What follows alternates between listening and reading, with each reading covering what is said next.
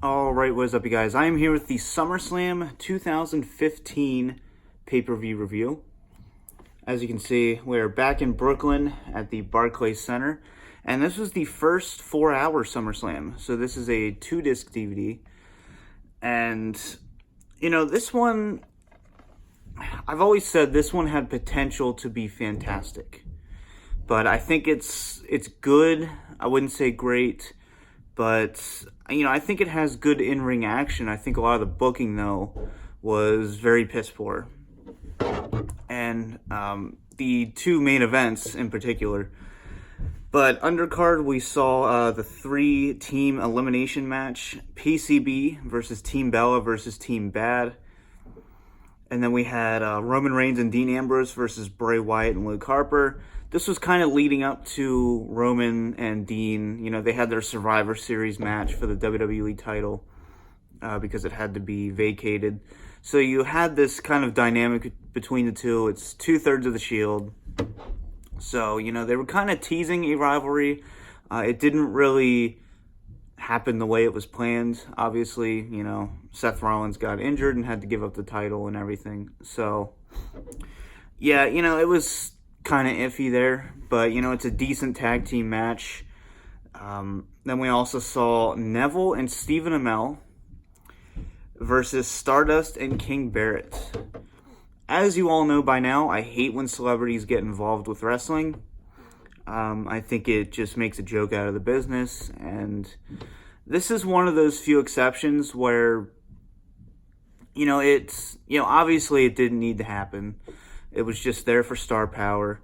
But it ended up turning out pretty good. Stephen Amell did really hold his own. And he ended up having a match at All In, at the All In pay-per-view. So, he's improved.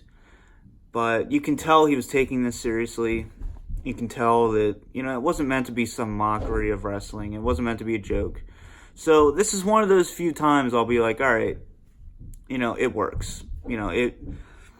Like I said, it was unnecessary, but it's not like it was a horrible match or anything. He really held his own, so congrats to him. And then we also saw Seth Rollins versus John Cena in a title versus title match for the US and the WWE title. So, this was a match to basically a winner takes all, if you want to put it that way. This was a really good match. And that's why it's so frustrating. Earlier I said about the booking. It's very frustrating because you had Jon Stewart coming out and causing Cena the title. He basically did a chair shot to the gut. And then you had Seth Rollins, of course, pick up the victory then. It's sad because this was a really good match. A lot of false finishes. I think Seth kicked out of an FU from the top. Well, attitude adjustment from the top. So a lot of false finishes here, but, I don't really think that discredits anything. I still think it was a really good match until this stupid ending when you have Jon Stewart deciding a SummerSlam main event match. Honestly, that pissed me off to no end when I first watched this live, when it first aired. So, yeah, it's unfortunate, but, we have Seth Rollins as your double champion there, so still good to see. And then we had, of course, your main event of the evening, Brock Lesnar versus The Undertaker. So, at Battleground 2015, you had The Undertaker causing Brock Lesnar the title match in the main event to reignite this rivalry and, kind of have that revenge of the streak being broken about a year and a half earlier.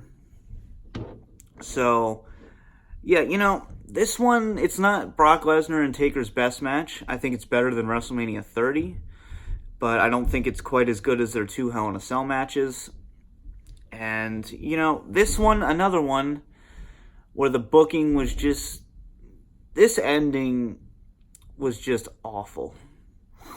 You had a really good match leading up to this. We had the F5 announce table spot.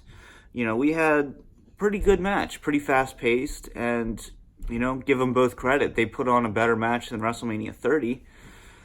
But then at the end, you have the bell ringing. Undertaker basically tapped out. There were complications with the referee. And then Undertaker gets the win, technically. It's really convoluted. Didn't make much sense back then. It still doesn't make much sense now.